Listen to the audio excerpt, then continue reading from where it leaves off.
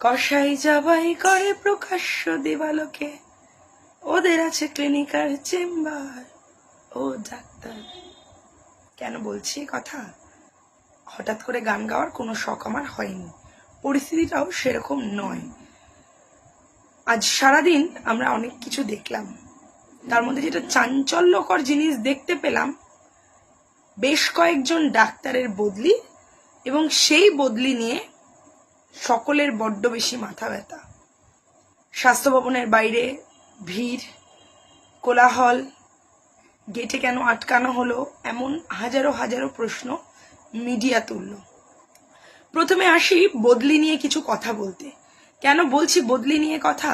সবাই তো জানি ডাক্তার, পুলিশ এবং সেনা জওয়ান, এদের সর্বদা বদলির চাকরি, আজ এখানে কাল ওখানে। সেই ডাক্তার বদলি হলে কাদের সমস্যা, কিসের মাথা ব্যথা? কেন যারা বদলি হলো তারা হঠাৎ করে লিখিত দরখাস্ত জমা দিল, আমরা বদলি হতে চাই না? আচ্ছা, আপনারা ডাক্তারি পেশাটায় আসার আগে জানতেন না বদলির চাকরি? আপনাদের কিছু ইন্টারভিউ আমি দেখলাম, খবরের চ্যানেলকে দিলেন। সেই চ্যানেলগুলোর কাছে আপনারা বলছেন আমাদের মেধা অনেক ভালো, সেই মেধার ভিত্তিতে আমাদের তো এখানে বদলি হওয়ার কথা নয়। মেধা ভালো অর্থাৎ আপনারা ভালো ডাক্তার।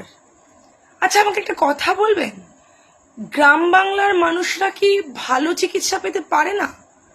অর্থাৎ ভালো ডাক্তারবাবু গেলে সেখানে চিকিৎসা তো ভালো হবে, সেটাই তো কাম্য, তাই নয় কি? জেলার হাসপাতালগুলো মিডিয়ারা সারাদিন দেখিয়ে বেড়ায় ভীষণ বেহাল দশা, সেই মিডিয়াই আজকে খবর করছে কি কেন বদলি হলো।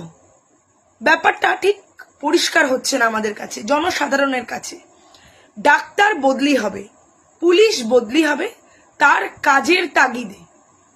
সরকার যেখানে মনে করবে পুলিশ বা ডাক্তারের প্রয়োজন এবং যে ডাক্তারের যেখানে প্রয়োজন তাকে সেখানে দেবে, সেইটা নিয়ে এত জলঘোলা কেন? আচ্ছা, যেসব ডাক্তারবাবুরা আজকে লিখিত দরখাস্ত জমা দিলেন আমরা গ্রামে যাব না বলে, অর্থাৎ লিখলেন আমাদের কেন বদলি করা হলো বলে, আমি একটু ঘুরিয়ে বলেছি আর কি, তারা আমাকে একটু বলবেন, আপনারা তো সেবা নামক একটি কাজ করতে নেমেছেন যার নাম ডাক্তারি, সেখানে মানুষের প্রাণ বাঁচানো আপনাদের কাজ। শহর কলকাতার মানুষরা মানুষ, গ্রাম বাংলার মানুষরা মানুষ নয়? এই বিষয়টা বোধগম্য হচ্ছে না। আমি জানি না সকলের কাছে হচ্ছে কিনা। আপনারা গ্রাম বাংলার মানুষকে সঠিক চিকিৎসা দিতে এত বিমুখ কেন? গ্রাম বাংলার মানুষরা সুস্থ স্বাভাবিক জীবন কাটাতে পারেন না? তাদের ভালোভাবে বেঁচে থাকার অধিকার নেই? এই যে এতগুলো বছর ধরে সরকার আপনাদের স্টাইপেন্ড দিল, পড়াশোনা করালো, সরকারের অধিকার নেই আপনাদের প্লেসমেন্ট দেওয়ার? আপনারা বলে দেবেন সরকার কোথায় আপনাদের প্লেসমেন্ট দেবে? অর্থাৎ আমার মনে একটা বড় প্রশ্ন উঁকি দিচ্ছে, কেউ জানলে আপনারা একটু উত্তর দেবেন দয়া করে। এই যে আপনারা সরকারি হসপিটালে চাকরি করবেন, শহরে থাকবেন, গ্রামের সরকারি হসপিটালে চাকরি করতে আপনি যাবেন না, যেতে চাইছেন না আপনারা, তার কি বড় কারণ আশেপাশে বড় নার্সিং হোম নেই গ্রামে, তাই? আপনাদের উপরি ইনকামগুলো বন্ধ হয়ে যাবে, তাই? হট করে আপনার ডিউটি আওয়ার্সের মাঝখান থেকে বেরিয়ে কোনো একটা ছোট্ট অপারেশন অ্যাসিস্ট করা হবে না, তাই? একটা চেম্বারে বসা হবে না একটা সন্ধেবেলা, তাই? অনেকগুলো প্রশ্ন উকি দিচ্ছে, একটু উত্তরগুলো জানিয়ে দেবেন দয়া করে। আপনাদের থেকে তো সেবা চাইছে মানুষ, সেইটুকুনি সেবা দিতে আপনারা অপারগ কেন? আপনাদের যদি এত মেধা, শহর হোক বা গ্রাম, আপনাদের তো সমস্যা হওয়ার কথা ছিল না। এবার আসি মিডিয়ার কথায়।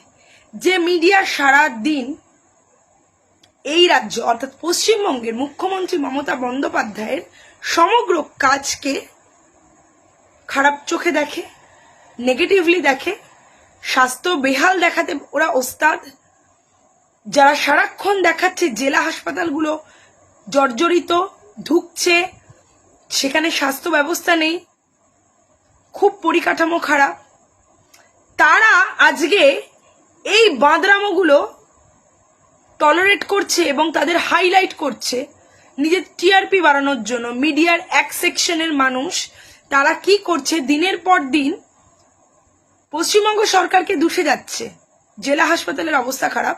এদিকে ভালো ডাক্তার, মেধাবী ডাক্তার জেলায় পোস্টিং হবে, সেটা এরা এমনভাবে রিপ্রেজেন্ট করছে যেন অন্যায় করেছে পশ্চিমবঙ্গ সরকার কিছু ভালো মেধাবী ডাক্তারকে জেলা হাসপাতালগুলোতে পাঠিয়ে।